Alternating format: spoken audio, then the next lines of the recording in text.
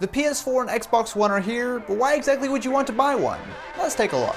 You draw me in, and I can't slow down, no. Can you feel it too? There ain't no stopping now. Feet off the ground, head to the sky. Yeah, wind by my side. You in my vision, directly we collide.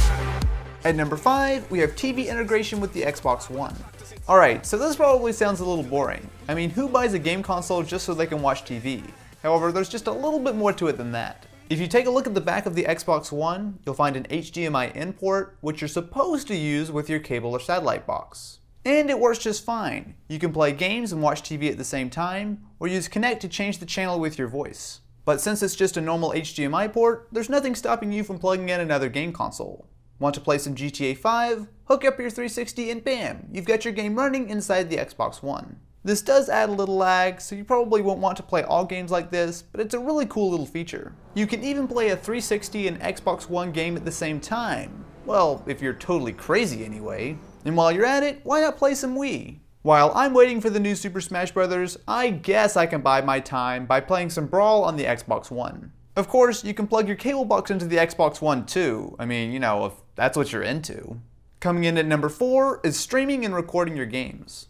I'm sure a lot of you have heard of sites such as Twitch, which allow you to go online and watch tons of people play all sorts of different games. Usually, this requires either a pretty decent PC or expensive capture cards like what I'm using to record this video with. However, with the new consoles, you can capture directly to sites like Twitch and Ustream. Well, that is if you have a PS4. Microsoft announced streaming a few months ago, however it actually didn't end up making it for launch. Luckily, the PS4 has no such problems. Quality isn't amazing, however it's not too bad considering. As you can see, not only can you stream your gameplay, but you can also use the PlayStation camera to add your video as well as a little bit of commentary. On the other hand, you're able to record your gameplay with the Xbox One. You can use the game DVR to record clips as you play, and like the PS4, quality is only 720p, but it's really not too bad. You can edit gameplay on the Xbox and send it to your SkyDrive, and from there you can upload it to YouTube or do whatever you want with it. It might not replace a dedicated streaming setup, but being able to grab a quick clip or stream some gameplay straight from your console is really awesome. At number 3, we have the new controllers for the PS4 and Xbox One.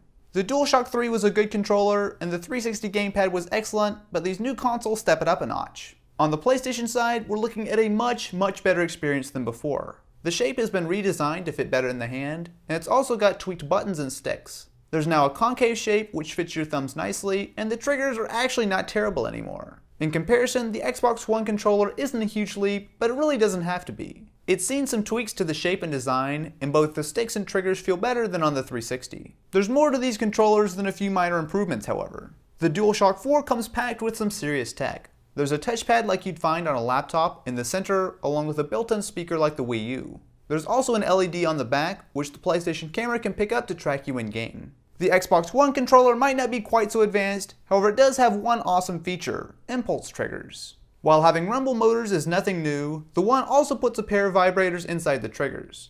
It sounds like a small thing, but it's a really cool addition, especially in racing games like Forza, where you get real feedback when the brakes lock up or you start smoking the tires. Both controllers are a solid step forward with some cool new features, however for my money, the Xbox One has the best controller period right now. Coming in at number 2, we have the Kinect and PlayStation camera.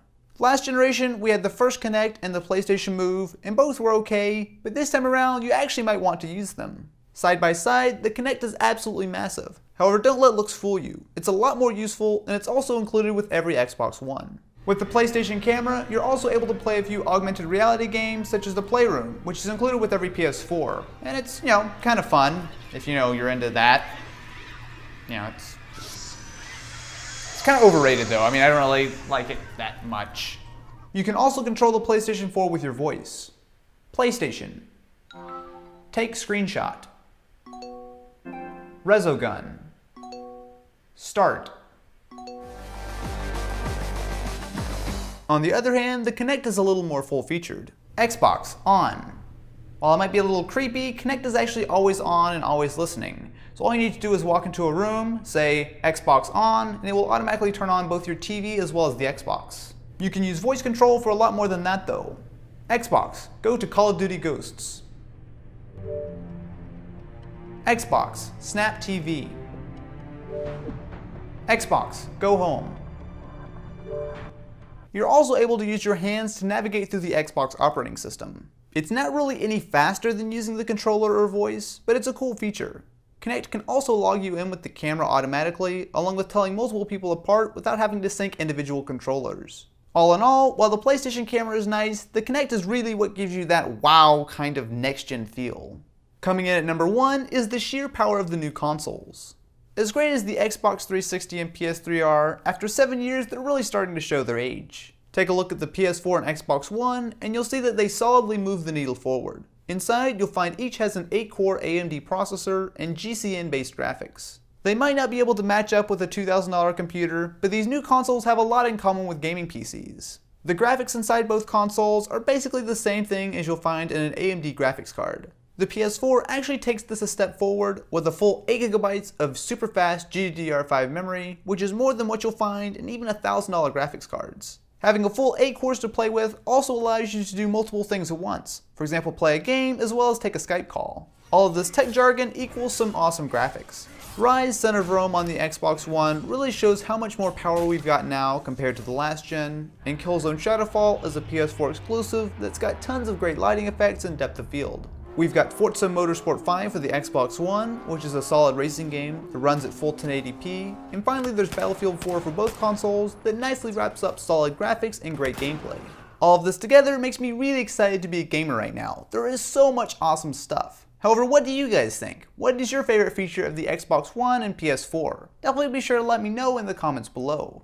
Also, huge shout out to Audible for making this video possible. Audible.com is a leading provider of audiobooks with more than 100,000 downloadable titles across all types of literature, including fiction, non-fiction, and periodicals. I love that Audible supports the channel because it really is something I use all the time, whether I'm in the car or listening to an audiobook on my tablet. Lately, I've been listening to Ender's Game by Orson Scott Card, one of my favorite books of all time and definitely worth a listen, especially if you've seen the movie. If you guys haven't tried Audible yet, all you need to do is go to audible.com/Austin to download this book or any book you want for free when you try Audible. It's an awesome service, I use it all the time, so definitely be sure to go check out audible.com/Austin to go get your free audiobook. Anyway, thank you guys so much for watching. If you enjoyed, definitely be sure to subscribe to the channel to catch lots more videos like this. Anyway guys, I will catch you next time.